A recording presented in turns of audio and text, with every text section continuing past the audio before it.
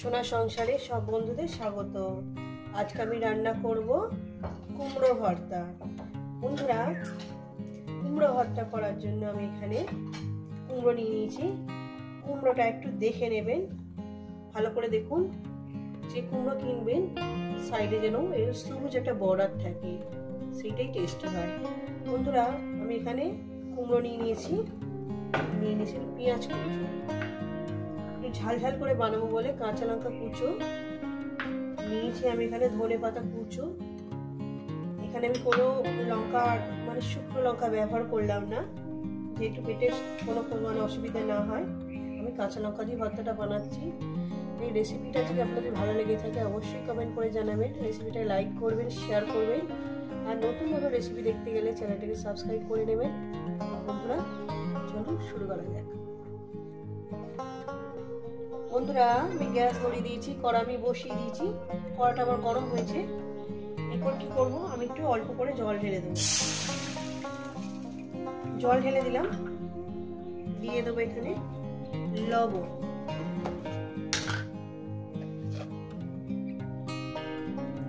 যতটুকু মানে ভর্তায় লবণ লাগে ততটুকুই আমি দিয়ে দিলাম। দিয়ে এখানে আমি কুমড়োগুলো দিয়ে দেবো। রেসিপিটা কিন্তু পুরোটাই দেখবেন, আর কেমন হয়েছে কিন্তু অবশ্যই কমেন্ট করে জানাবেন। দিয়ে দিলাম।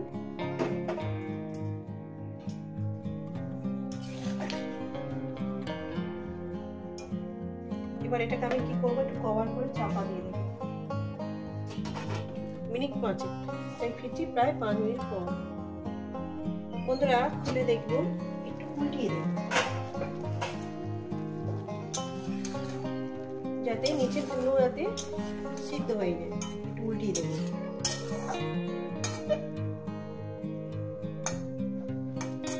জলটা শুকানোর পর্যন্ত, মানে যতক্ষণ না জলটা শুকিয়ে আছে ততক্ষণ আমি অপেক্ষা করব।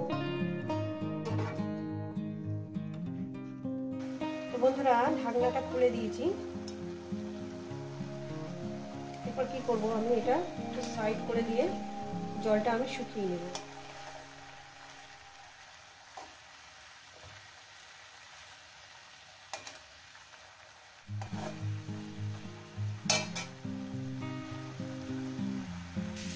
জলটা আমার শুকনো হয়ে গেছে, দেখুন বন্ধুরা। এরপর কি করব, এখানে আমি তেল দিয়ে দেব পরিমাণ মতো,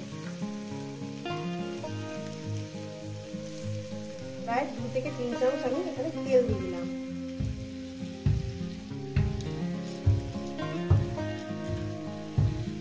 এরপর কি করব, আমি এই পেঁয়াজগুলো এখানে দিয়ে দেবো। কাঁচা লঙ্কাটা দিয়ে দেবো। আমি কুমড়ো আরো নতুন ধরনের কিভাবে ভর্তা করা যায় সেটাও আপনাদের সঙ্গে শেয়ার করব। এবার এটাকে আমি ভালো করে ভাজতে থাকবো কুমড়োটাকে, পেঁয়াজটা যতক্ষণ না ভাজা ভাজা হয়ে যাচ্ছে।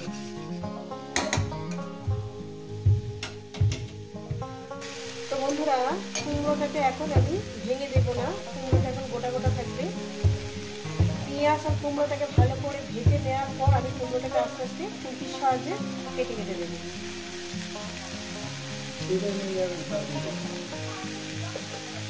খুব সুন্দর রেসিপি, অবশ্যই বাড়িতে ট্রাই করবেন, আর কেমন হয়েছে কিন্তু জানাতে ভুলবেন না।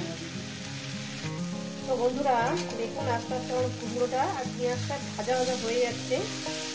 মিনিমাম 5-6 মিনিট লাগে এগুলো ভাজা করতে, মিডিয়াম যাতে ভাজাটা করবেন।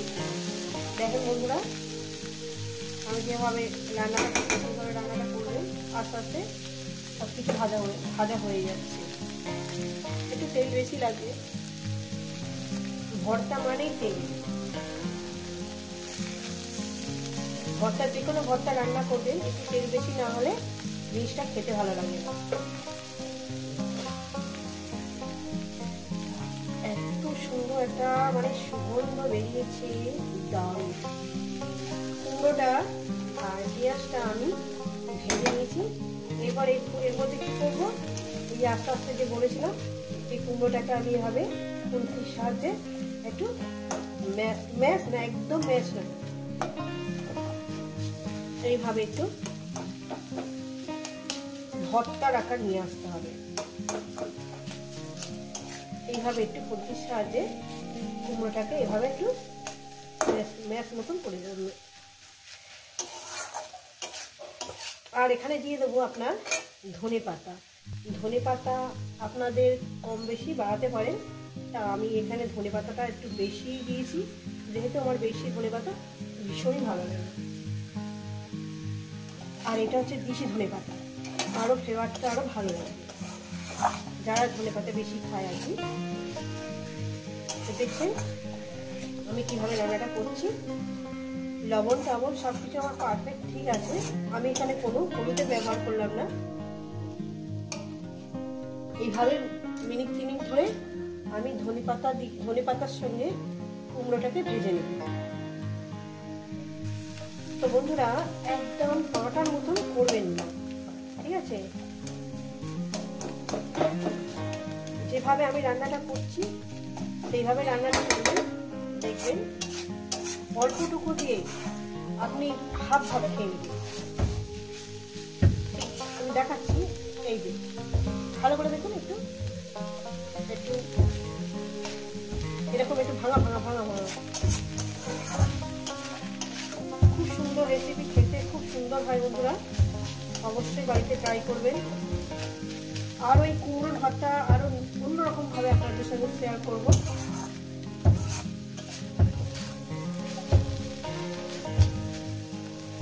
প্রায় হয়ে এসছে আমার, একটু ভাজা ভাজা না হলে তো ঠিক ভালো লাগবে না, ওই জন্য একটু ভাজা ভাজা করে নিচ্ছি। আর 1 মিনিট আমি একটু ভেজে নেবো, তারপর নামিয়ে দেবো। তো বন্ধুরা হয়ে গেছে আমার ভর্তা, লোভনীয় টেস্টি ভর্তা। দেখেই আপনারা বুঝতে পারছেন কতটা টেস্টি হয়েছে এবং কতটা লোভনীয় হয়েছে। নামিয়ে দেখাচ্ছি। তো বন্ধুরা দেখুন, দেখতে কত সুন্দর হয়েছে না? বিশ্বাস করেন খেতেও খুব সুন্দর। এক্ষুনি ভগবান দাস খেয়ে বলল আমি আর্ধেকের বেশি খেয়ে নেবে। ও আর্ধেকের বেশি খেয়ে নেবে, আমাকে এইটুকু দেবে।